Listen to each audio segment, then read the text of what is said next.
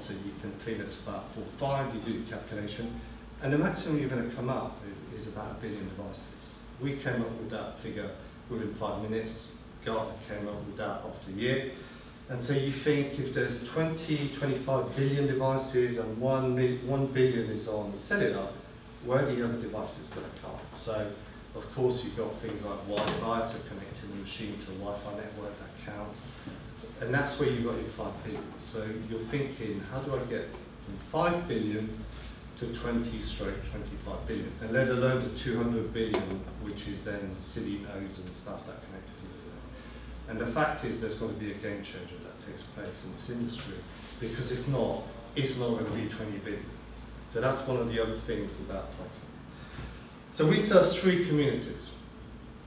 We serve the maker industry, we serve the professional developer industry, and we also are passionate about education, because actually education is the whole thing that stems through. So we are going to sponsor a lot more educational projects.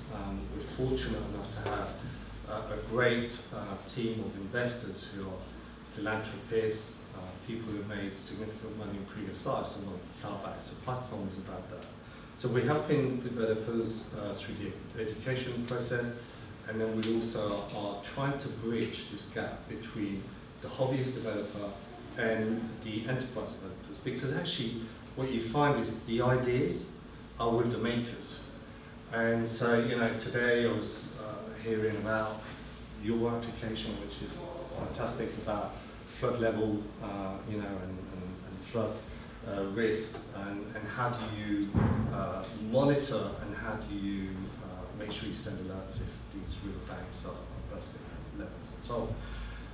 And so what you find is a lot of developers need support, because they're not the Siemens of this world, they're not the Bosch of this world, and therefore not many people want to give these guys a ton of support. So Pycom, we try and do that. Okay, I've talked about some of the problems. I'm just going to look at one point, which is edge of network, and we mentioned it, or Simon did earlier on, when we were talking about the Bitcoin and so on.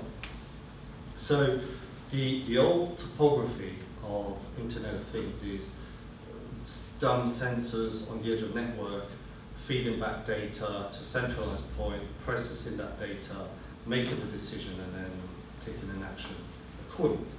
And the fact is, if you look today at a lot of these types of applications, you're probably talking of 99 to 98% of data gets big. And only 1 to 2% is actually data they use to make a decision. So somebody's paying for that communication, so it's a huge wastage. And again, we talk about business models, which today still don't exist in the Internet of Things. And really, you've got to get to a zero cost type of business to be able to really exploit the Internet of Things. And so if you've got 98% wastage, you can see how much this is costing the whole thing for implementation.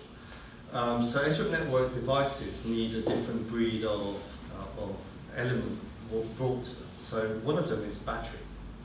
Now, you think it's silly, but the fact is a lot of devices in the end-to-end world are powered by mains. And so, you know, if you talk about, again, the hobbyists of this world, they tend to use the Raspberry Pi, which is a great device, but the problem is you need mains.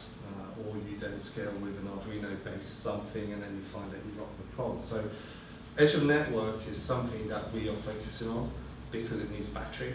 It needs an element of intelligence that can, so you're talking about artificial intelligence, being able to make decisions on the spot without necessarily feeding that input back to the central server, unless there's an exception. You know, something's happened, I need to trigger a message back to base. So we are only focused with this element because this is where we believe the 20 billion devices are going to come to life. So a bit of humour. I really don't know if you can see that, but this one here, can I interest you in a firewall for your toaster?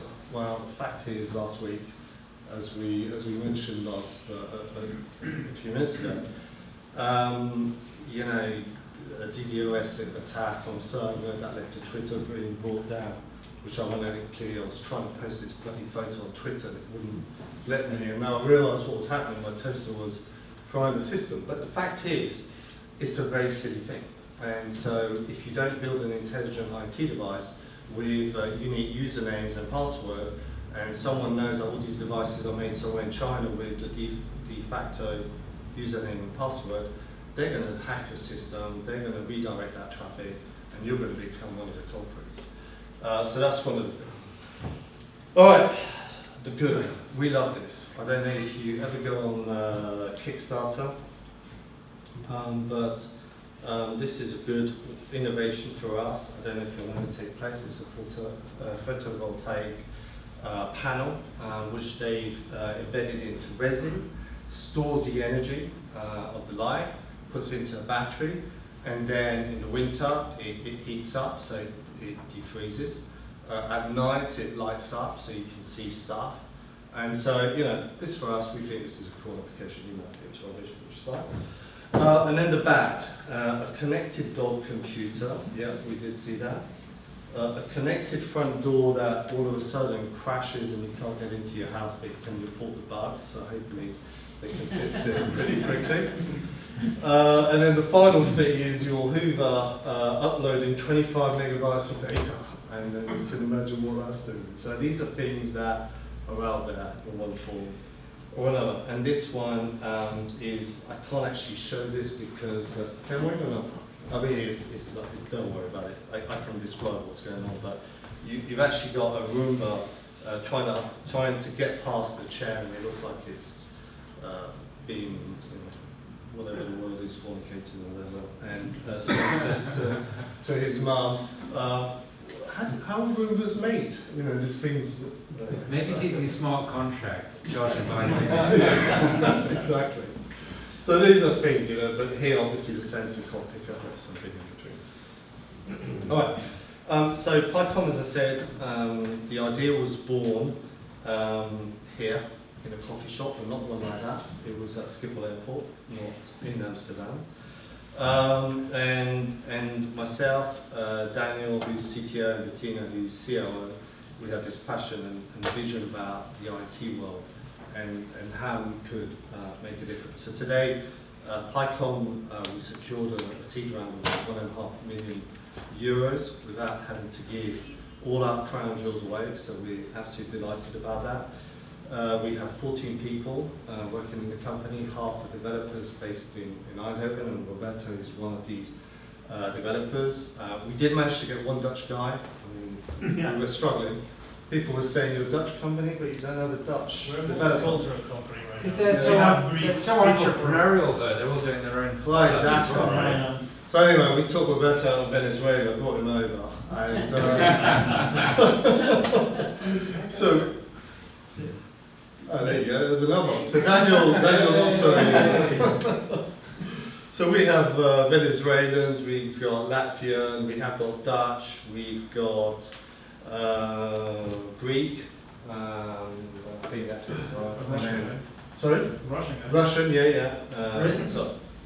Sorry? Brits? Brexit. Well, the Brits are in the UK.